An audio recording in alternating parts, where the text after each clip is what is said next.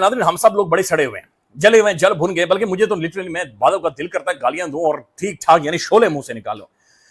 हालात नाज़रीन खराब है पाकिस्तान के अंदर। ज्यादा नाज़रीन मसाइल तो हैं। मेरा एक दोस्त है, वो स्ट्रेस ले लेकर ना ऐसे मक्खी बना हुआ है, उसके यहां पर अजीब गरीब किस्म की झुर्रियां पड़ गई हैं। पीएम नरेंद्र मोदी की ये तस्वीरें गुजरात से सामने आई हैं, जहां PM Narendra Modi Surya Kiran aerobatics team का ये शानदार प्रदर्शन देखकर हैरान रह गए। यकीन मानिए वो हंसना भूल गया है। चंद दिन पहले वो हंसा तो उसे हमने कहा कि भाई तू हंसना बंद कर, तुझे हंसते हुए देख के डर लगता है। यानी उसके एक्सप्रेशंस हर चीज में स्ट्रेस ले लेकर ऐसे हो गए कि बिल्कुल अजीब गरीब किस्म के। आज कोशिश करते हैं नाज़रीन चंद एक पॉजिटिव चीजों को देखने और समझने की। मसाइल तो मौजूद हैं, वो तो रहेंगे, लेकिन आखिर हो क्या, इसके पैरेलल क्या हो रहा है।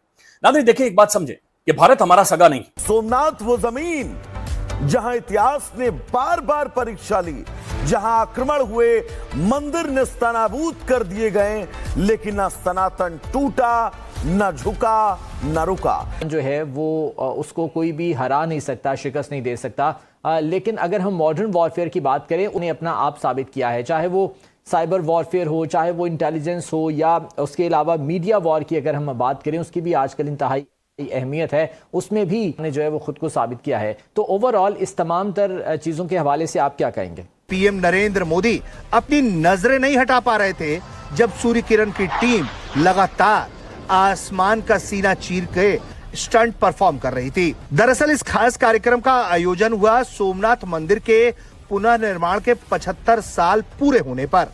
नरेंद्र मोदी जैसा नाज़रीन नहीं को हमलावर हो गया।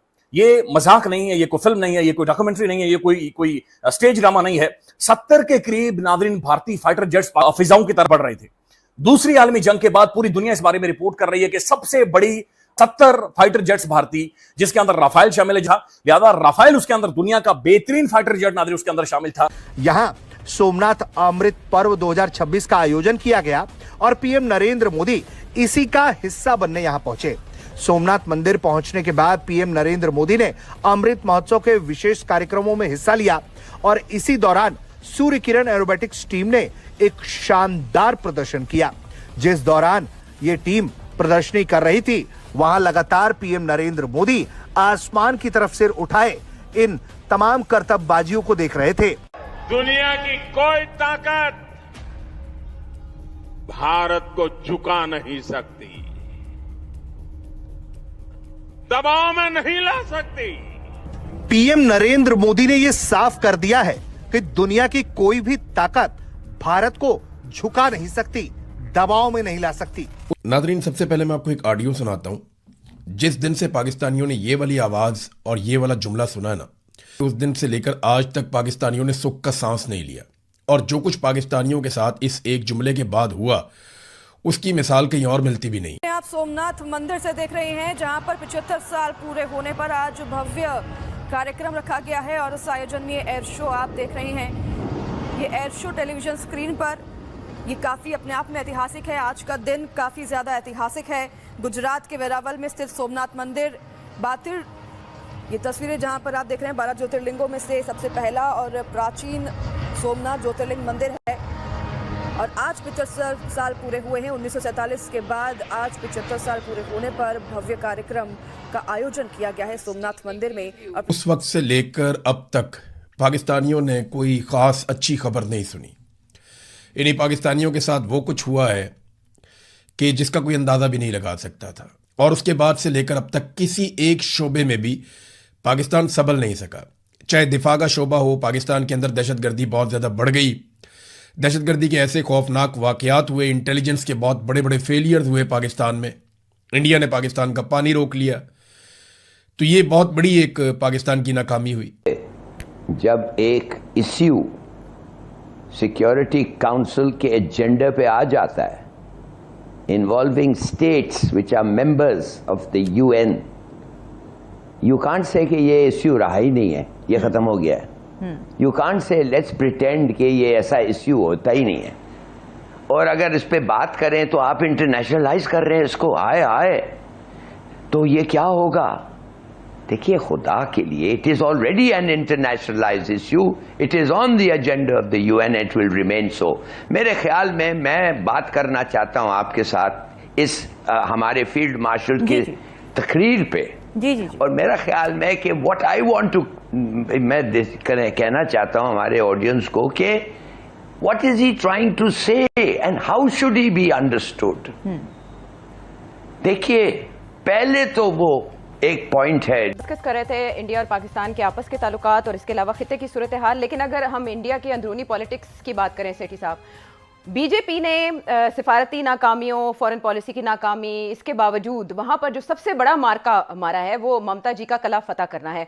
मगरबी बंगाल यानी पश्चिम बंगाल में उन्होंने जो किया इसको बहुत बड़े अपसेट से ताबीर किया जा रहा है और वहां उनके वंडर बॉय अमित शाह ने बहुत बड़ा किरदार अदा किया है इस जीत के अंदर।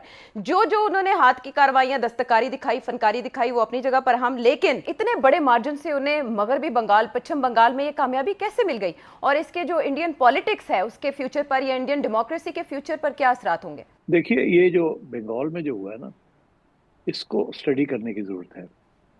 और बहुत से लोग हैं जो समझ रहे हैं कि जी बहुत हैरान कन, जबरदस्त सरप्राइज, शॉक।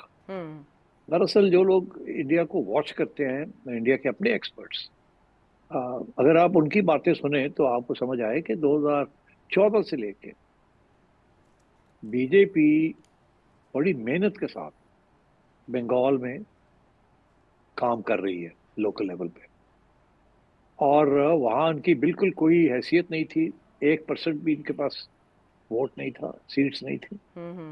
और 2014 से लेके आहिस्ता आहिस्ता अपनी ये सीट्स बढ़ाती जा रही है। 2021 में ये 77 सीट्स तक पहुंच गए थे और अब 2008 सीट्स हो गई हैं जी।